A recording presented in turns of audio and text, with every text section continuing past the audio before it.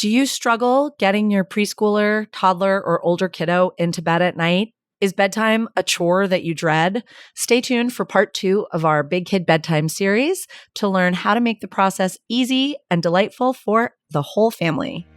Welcome to Parenthood Prep, the only show that helps sleep-deprived parents and overwhelmed parents-to-be to successfully navigate those all-important early years with their baby, toddler, and child. If you're ready to provide the best care for your newborn, manage those toddler tantrums, and grow with your child, you're in the right place. Now, here's your host, baby and parenting expert, Devin Clement. Hello, and welcome back to Parenthood Prep, the podcast that prepares you for parenthood. We have been loving hearing everyone's submissions of their baby roasts and their questions, and we're excited to premiere that at the end of this episode. So after you listen to me, stay tuned for that. And you can definitely submit more. We love it. Just go to our website, happyfamilyafter.com. And on the right-hand side, there's a gray tab that says leave a voicemail. Just go ahead and do that. And you and your baby might be featured on an upcoming episode. Today, we're going to continue where we left off last week, talking about toddler and big kid bedtimes. And I think some of the mistakes that parents make when they're really trying their best to have a solid routine to make the bedtime process enjoyable and fun and easy for everyone in the family, and how we can tweak that up to make it a simpler and more straightforward process. So just to recap, last week we talked about the energy flow of the routine. What are the steps? Where are we getting caught up? Where are we running into issues? And how can we smooth that out in the bedtime routine process? Now, you've got your bedtime routine down. That doesn't necessarily mean that your kiddo is going to say, bye mom, bye dad, bye parents, bye friends, bye whoever, let's go to sleep.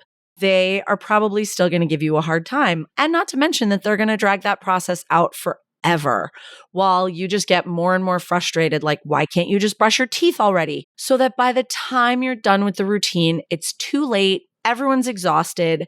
Everyone's gotten grumpy with each other, has fought with each other. Maybe, you and the other parent are fighting over who has to do the bedtime routine because it's so arduous and difficult. And how are we going to make that easier? So I have a really, really simple tip. As with most things, it's simple, but it's not easy, that you can implement to make the process much smoother. So I actually made this on a video a while ago for my social media. And when I started working with the podcast production company, some of the people that work there have kiddos. And one of the women said to me, she was like, I was trying to get a feel for who you are and your message and things like that for when we work on your podcast. And I watched your video about bedtime and I started implementing the tip that you gave with my son. He's like 4 or 5, and it started working the first night. It was amazing. And that was so awesome. I just love hearing that. I love helping people and making their lives with their kids better, not just for you, but also for your kiddo. I think there's also this sort of assumption that anything we do to make something easier for ourselves, we should feel guilty about because it's selfish. But I will tell you that doing things like this, setting boundaries, implementing routines, doing the bedtime cutoff that I'm about to tell you about makes everything so much better for the kids too. They love it. They love routines. They love predictability. And they love having a parent that's not frustrated and trying to get out of their room at bedtime because it's 9 o'clock and they still have to, clean up the kitchen and do some work emails and try to get to sleep themselves. So you have your bedtime routine, you have your steps, you're working through them. And even though you've tweaked it up so that there aren't any energy leaks or bottlenecks or problems, the kids are still stalling and dragging out the process. And that's because they don't want you to leave. They don't want to go to bed. I mean, even when we're exhausted, it can be so hard to put down our fun things or our work or the things that are keeping us busy and actually commit to going to sleep. And the same is true for kids, especially when they want to spend time with you. So what a lot of people do is they say the bedtime routine is okay. We brush teeth, we do pajamas, we go potty one last time, then we read 2 books or 3 books or whatever. You pick the books or I pick the books or you pick one and I pick one. And then that's when you go to bed. So the routine is a number of steps. And when we reach the end of the steps, that's when it's bedtime. And I want to flip that on its head and do the opposite. You can have your steps. That's great. But we want to end bedtime at a particular time, even if we're not done with the routine. So let's say it's 8:00. Say you have a 4 or 5-year-old who's going to bed at 8:00. Lights out is 8:00. I leave your room at 8:00. And what that means is if we haven't read 2 books, sorry, it's 8:00. I'm leaving your room. It's time for you to go to sleep. If you spent an hour dancing around brushing your teeth or whatever, 15 minutes dancing around brushing your teeth, that's fine. You had fun with that. I'm glad you chose that. And now we don't have as much time to do books. And that's fine. It's not a punishment. It's a life lesson, honestly. It's kids learning time management as much as adults. Right now, what they've learned is if I drag this process out as long as possible, I can get more time with mom and dad and I don't have to go to bed. But once they figure out that dancing around instead of brushing their teeth means they don't get to read as many books, it's a natural result of their actions. And they will start to say, oh, wow, if I brush my teeth faster, then maybe I get to read 3 books. Maybe I get to read 4 books. Maybe I get to read books for a half hour if I get through the beginning part of the routine so quickly that it's only 7:30 when I'm getting tucked in. And then on the flip side for you, the parents, you're not getting exasperated with them for dancing around when they're brushing their teeth because you know that when that clock strikes 8, you're walking out of that room. It's like, great, fine. You sit here and dance around while you brush your teeth. I don't really care. I know that I'm leaving your room at 8:00. So that's where it can make a huge difference in the overall energy, the feelings, the mental response to what's happening. It's not a battle. We're not fighting over it. If they say, oh, I want to read another book, and you say, great, it's 7:50. We can read another book for 10 minutes. That's fantastic. Everybody gets to do that and everybody gets to enjoy it. And the kids have learned that that's how it works, because we can explain it to them until we're blue in the face.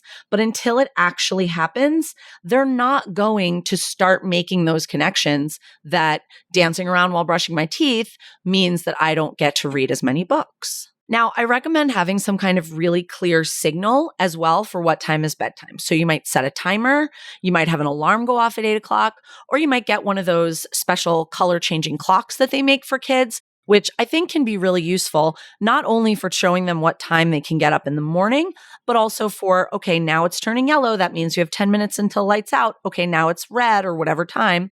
That means it's time for lights out. That means I'm leaving.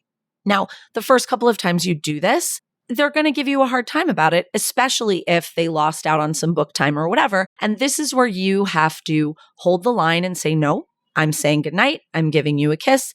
That's it.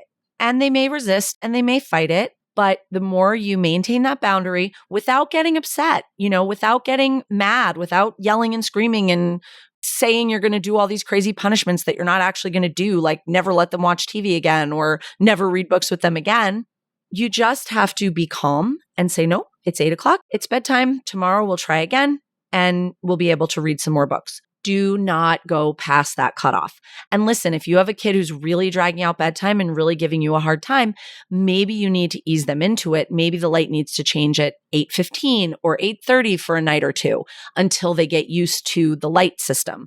Then you start pulling it up. Then it's 8:00. Now we say, okay, now it's bedtime. Look at you. We read 3 books. We read 4 books. Now I'm leaving. It's time to go. So you show them that the reward for moving through the routine quickly is that they get to do the enjoyable stuff that you both want to do, while you yourself are not getting frustrated and exhausted and exasperated and wrung out because you're like, oh my God, it's 8:45 and we still have not read our 2 books. Also, if your routine is that they brush their teeth last or whatever, and there's a night where they don't end up doing that because the routine took so long, it's not the end of the world to just let them go to sleep without it. 1 time, 2 times, whatever. You need to show them that the boundary is the boundary. I mean, maybe they're going to sleep in their clothes from the day because they didn't want to change into their pajamas.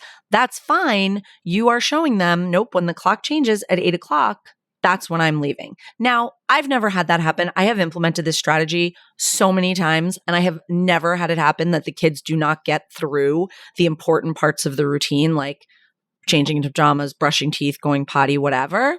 But I just want you to know that that is an okay thing to happen when we are establishing a boundary. I also want to mention here that, of course, they're going to try to ask you a million questions after they go to bed. They're going to try to stall. They're going to say, I need water. I need a tissue. I want to say goodnight one more time.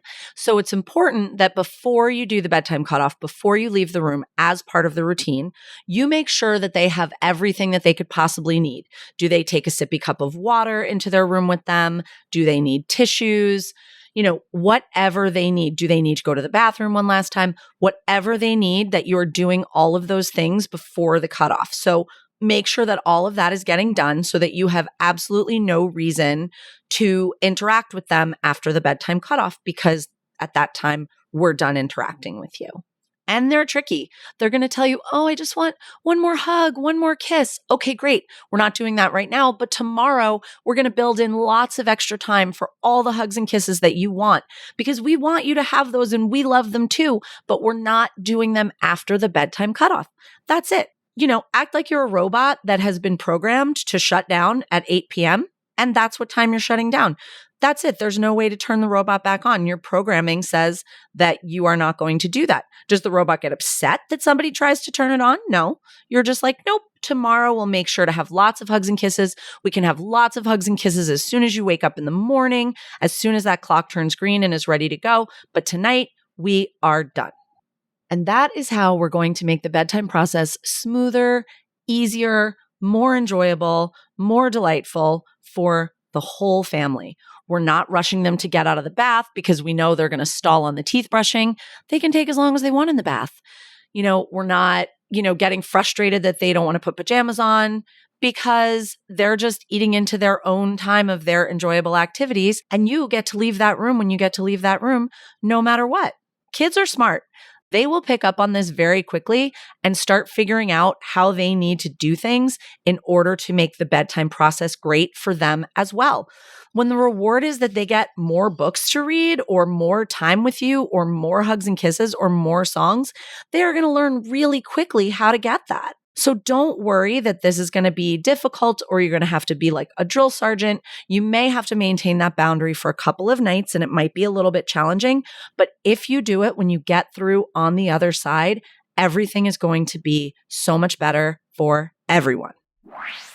Hi, Devin. I just wanted to share my latest baby roast. So for context, a couple of years ago, me and my husband, we pulled out all the stops for a trip to Iceland in an attempt to see the Aurora Borealis, the Northern Lights. We drove to rural Iceland. We planned the trip in winter, stayed in a tiny cabin in the middle of nowhere. We did absolutely everything to maximize our chances of seeing them, and we did not see them. Fast forward 4 years, and as you might be aware, there was speculation recently that the lights would be visible in a once-in-a-lifetime opportunity from right here in the UK. Well, with my pregnancy brain, I forgot about the speculation, went to bed riddled with indigestion, completely exhausted, feeling sorry for myself at 8 p.m. on Friday evening, obviously forgetting to stay up and keep a lookout. I woke up the following morning to what can only be described as an influx of text messages, updates, photos on social media from what was apparently every single person in the UK who had seen the lights, because they were visible from the tiny town that I live in. They would have been visible from my window. So there I was, lying in bed, still exhausted, drained of all life and energy despite having a mammoth sleep, with not only crippling heartburn and indigestion, but the crippling realization that I'd missed out on this once-in-a-lifetime experience, thanks to my baby. I will absolutely make sure she's aware of this at every opportunity for years to come.